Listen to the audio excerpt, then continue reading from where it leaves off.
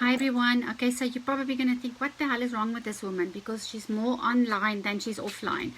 I had a question from one of you that said, are protein shakes good for you? And if you have high protein shakes, are they not going to affect your kidneys? So I actually wanted to do a post on it, and then I thought, let me just talk about it. It's much easier because there's a lot of information, and yeah, if I post it, then obviously nobody's going to always read it. So it's easier if it's just told. Okay, so remember that we need protein to burn fat, to build lean muscle, to boost your immune system, and to prevent disease. One of the proteins that is usually used in a shake, like a protein shake, is whey protein. That is also the protein that is found in our specific shake, the MRP shake that Kerry added this morning. We have whey protein in there because it's effective and it provides a more absorbable source of protein. Obviously, they can't take a piece of steak and shred it up and put it in a shake, so they have to use a form of protein that is easier available. Let me just close here, sorry, that is easier available and that can obviously be better to digest. So our shake also contains an enzyme which is great specifically for bloating. So if you're still confused about the benefits of supplementing with protein powders like whey, remember that protein, as I said, is absolutely essential to rebuilding your cells and tissues and keeping bodily fluids in balance, protecting enzyme function, supporting your nerves and muscle contractions, and boosting the health of your skin, hair, and nails. Everybody needs protein, so it must be part of each meal that you eat should contain protein. So getting enough protein in your diet is really important, and using high quality protein like a protein powder or a protein shake is a great way to consume more protein without actually adding a lot more calories and carbs to your diet. So whey protein is also a very popular protein for athletes and bodybuilders because it obviously has muscle enhancing effects. They say that according to research published in the Journal of Food Science, whey protein is one of the highest quality proteins because of its amino acid content and rapid digestibility. It works quickly to aid the muscles so that they can heal, rebuild, and grow. So as I said, most people that specifically work with muscle building or athletes, etc., they like to use whey proteins. So whey protein is found in milk. There are two types of protein in milk, whey and casein. Whey is the translucent liquid part of the milk that remains after the cheese manufacturing process, after coagulation and curd removal. So it refers to a complex substance that is basically separated from the liquid and made up of a combination of protein and lactose and minerals, immunoglobulins, and trace amounts of fat. You get three types of whey protein concentrate, which is also the one that is found in our MRP shakes. It is the best and the least processed form of whey protein because it actually contains low levels of fat and cholesterol and higher levels of bioactive compounds in the form of lactose, and because it's minimally processed, it retains the health promoting nutrients that are really necessary obviously for us to use. You also may find that whey protein concentrate has a more satisfying flavor. That's also why it's mostly used in shakes. Then we get whey protein isolate, which basically undergoes further processing in order to remove most of the carbs and the fats.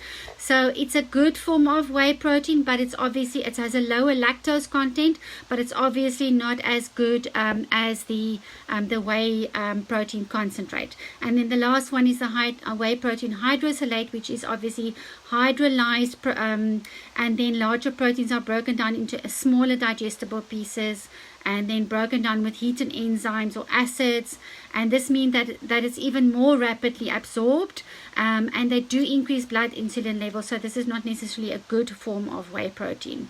So as I said, whey proteins are usually added to shakes, and there's nothing wrong with having a shake. Making sure that the concentrate of whey protein inside the shake is good is obviously also good. Don't just, like Lizanne said this morning, we are very easily to jump in the car and drive to Dischem and go buy ourselves a shake to use. But firstly, as I said, we're on week 1. We are looking specifically at sugar and making the sugar that we are taking in less. So So we want to make sure that the sugar that we are using on our or in our shakes is not too much, and that the shake does not have doesn't taste so bad that they actually had to add a lot of sugar. So that's one of the things that you need to look at, is the sugar content, and we're going to look at reading food labels tomorrow, but specifically so that you know what you need to look for. And then obviously whey protein concentrate is one of the better ones to use. So what's very important to remember from protein is that the health benefits: it increases strength and builds your muscle. That is in the form of whey protein. It burns fat. There was a 2014 study that was published in the Journal of the American College of Nutrition, and what they said is that adults supplementing with whey experience significant decreases in the body fat and weight. So this is really important. And then they also evaluated the effect of specialized whey supplements when taken by participants who reduced the caloric intake by 500 calories per day. And compared to the control group, both groups lost a significant amount of weight.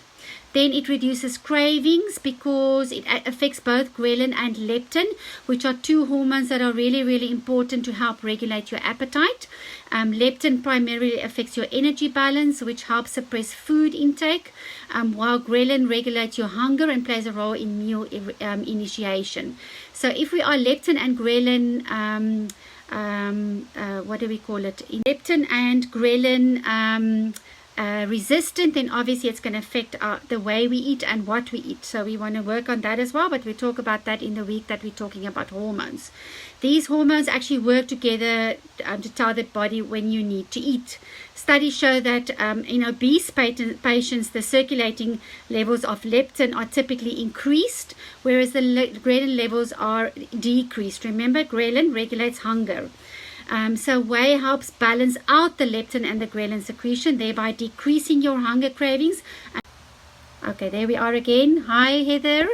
Okay, so I'm talking specifically about your question about the proteins.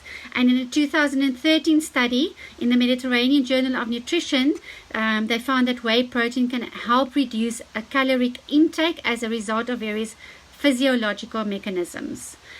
Plus whey's effect on satiety and food intake, and we find that when we drink our shake, we tend to feel like we are full for longer, so as if we can go longer without food.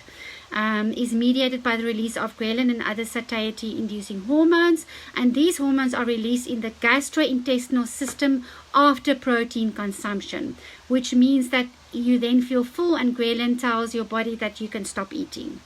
This also, whey protein also stabilizes your blood sugar levels because when it's consumed right before a meal with a high glycemic index, in other words, a glycemic index meaning something like a pasta, it stimulates the production of insulin and prevents dramatic spikes in your blood sugar levels. It improves energy.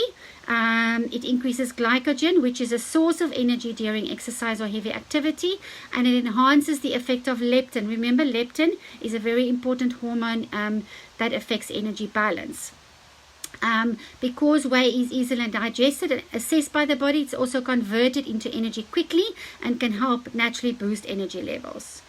So that's all about having good quality protein shakes. Yes, if your protein intake is very high in there, it is going to be a problem, but most of them should contain a certain amount, and we'll talk about that tomorrow again, how much protein, how much of everything you should be taking in each meal.